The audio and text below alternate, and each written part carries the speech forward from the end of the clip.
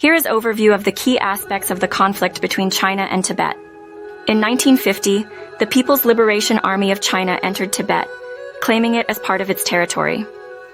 The Chinese government asserts that Tibet has been an integral part of China for centuries, while Tibetan activists argue that Tibet was historically independent.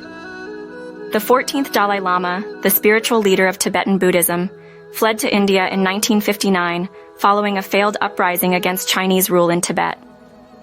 He established a government in exile in Dharamshala, India, which continues to operate today. This includes restrictions on the teaching of the Tibetan language, control over religious institutions, and efforts to dilute Tibetan cultural distinctiveness. Tibetans, particularly those in exile, advocate for greater autonomy or outright independence from Chinese rule.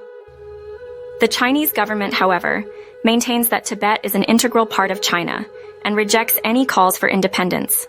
Some Tibetans are concerned that this could lead to the dilution of Tibetan identity and a loss of political and cultural autonomy. Human rights organizations have raised concerns about arbitrary detentions, restrictions on freedom, and harsh treatment of political dissidents in Tibet. The international community, including some governments, has criticized China's policies in Tibet,